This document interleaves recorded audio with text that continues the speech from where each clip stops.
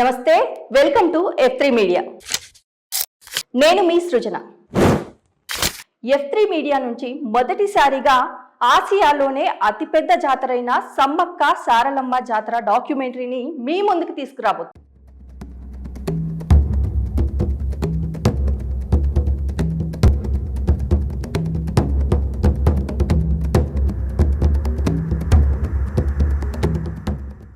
సాధారణ రోజుల్లో ప్రశాంతంగా ఉండే ఈ ప్రాంతం జాతర సమయంలో మాత్రం లక్షలాది మంది భక్తులతో నిండి ఉంటుంది.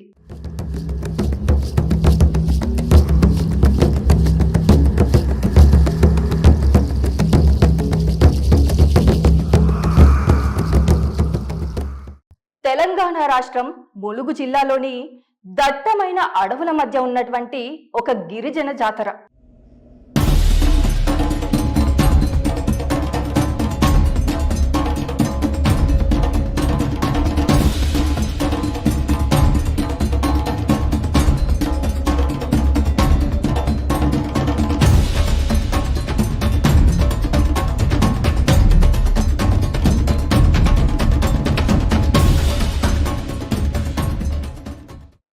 ఇక్కడ విగ్రహాలు ఉండవు, అలాగే గోపురాలు ఉండవు, బంగారు ఆభరణాలు కూడా ఉండవు.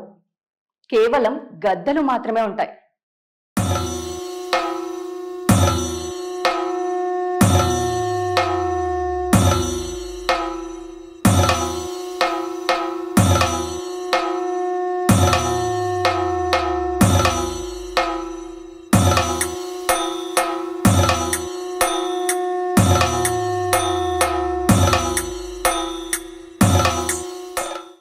బెల్లం, కొబ్బరికాయలు అమ్మవారికి ఇష్టమైన నైవేద్యాలు.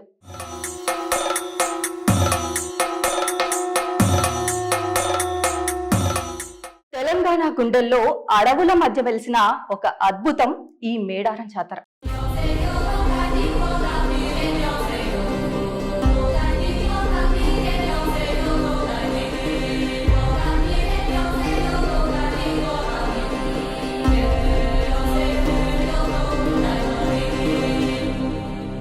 మహాకుంభమేళ తర్వాత భారతదేశంలోనే రెండవ అతిపెద్ద మహాజాతర ఈ సమ్మక్క సారలమ్మ జాతర.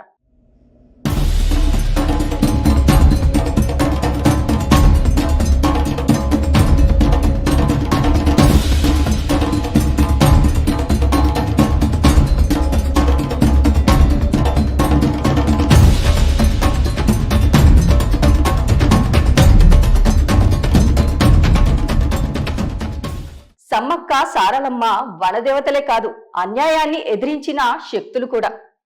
అడవుల్లో పుట్టిన ఈ కథ మన తరతరాలకు స్ఫూర్తిగా నిలుస్తోంది.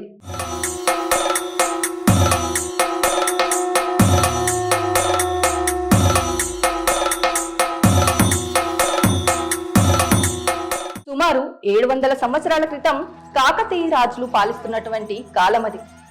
జగిత్యాల జిల్లా పొలాస ప్రాంతంలో గిరిజన రాజైనటువంటి మేడరాజు అడవిలో ప్రయాణిస్తుండగా పులులు, సింహాలు కాపలా ఉన్నటువంటి ఒక పసిపాపను కనుగొన్నాడు. ఆ పాపను తన ఇంటికి తీసుకువెళ్లి తన సొంత కూతురులా పెంచుకున్నాడు. ఆ పాపకి సమ్మక్కగా నామకరణం చేశాడు. సమ్మక్క రాకతో ఆ ప్రాంతంలో కరువులు, సమస్యలు తగ్గిపోయాయి. ఆమె చేతి పసరుతో రోగాలన్నీ నయమయ్యేవి. సమ్మక్కకు యుక్త వయసు రాగానే మేడరాజు మేననుడైనటువంటి అప్పటికే మేడారాన్ని పాలిస్తున్నటువంటి పగిడిద్ద రాజుకిచ్చి వివాహం జరిపించాడు. వీరిద్దరికి సారలమ్మ, నాగులమ్మ అనే 2 కుమార్తెలు, జంపన్న అనే కుమారుడు జన్మించాడు. కాకతీయ రాజులు రాజ్య విస్తరణలో భాగంగా మేడరాజుపై దండెత్తి వెళ్ళగా ఆ దాడిని తట్టుకోలేక మేడరాజు తన కుమార్తె అయిన సమ్మక్క దగ్గరికి వెళ్లి ఆశ్రయాన్ని పొందాడు. పగడిద్ద రాజు కాకతీయ రాజులకు సామంత రాజుగా ఉంటూ వారికి కప్పాన్ని చెల్లించేవాడు.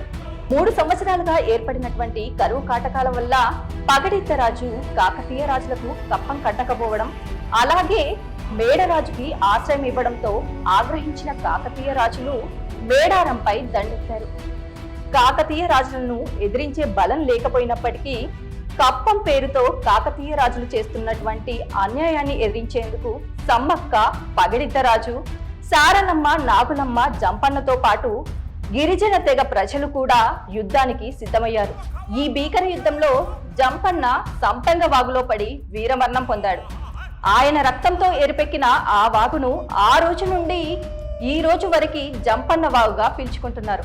ఆ తర్వాత మేడరాజు, పగిడిద్దరాజు, నాగులమ్మలు కూడా ఈ యుద్ధంలో వీరమరణం పొందారు. కుటుంబ సభ్యుల మరణ వార్త తెలుసుకున్న సమ్మక్క సారలమ్మ కాళికా మాతలుగా విజృంభించి కాకతీయులపై విరుచుకుపడ్డారు. ఇలా అయితే వాళ్ళను ఎదుర్కోలేమని సమ్మక్క సారలమ్మలను దొంగచాటుగా వెన్నుపోటు పొడిచారు. ఎక్కడ తన రక్తం నేల మీద పడితే మేడారం ప్రాంతమంతా ఎడారిలా మారుతుందో అన్న భయంతో సమ్మక్క తన గాయాన్ని ఒట్టిపట్టి చిలకల గుట్ట వైపు పయనించింది. అలాగే తల్లిని అనుసరించింది సారలమ్మ. చిలకల గుట్ట మీదకి వెళ్లిన సమ్మక్క సారలమ్మ నెమలినార చెట్టు కింద ఉన్నటువంటి పుట్ట దగ్గర పసుపు కుంకుమ బర్లిగా మారి అదృశ్యమయ్యారు. సమ్మక్క అదృశ్యమైన తర్వాత గిరిజన ప్రజలకు ఆకాశం నుండి కొన్ని మాటలు వినిపించాయి. ఇక్కడ 2 గద్దలు కట్టి 2 ఏళ్లకోసారి జాతర జరిపిస్తే వారి కోరికలు నెరవేరుస్తానని ఆ మాటల సారాంశం.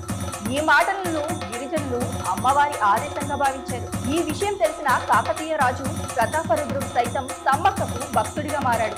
ఆయన గిరిజనుల కప్పాన్ని రద్దు చేసి 2 గద్దలు కట్టించి 2 ఏళ్లకోసారి సమ్మక్క సారలమ్మలకు మహాజాతరను జరిపించాలని ఆదేశించాడు.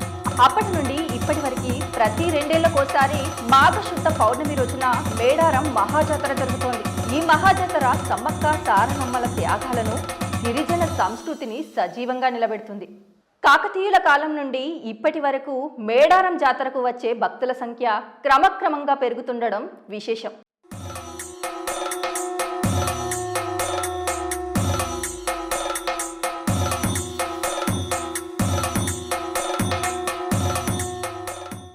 ఇలాంటి మరిన్ని వీడియోల కోసం మా ఛానల్ని సబ్స్క్రైబ్ చేసుకోండి. Thank you.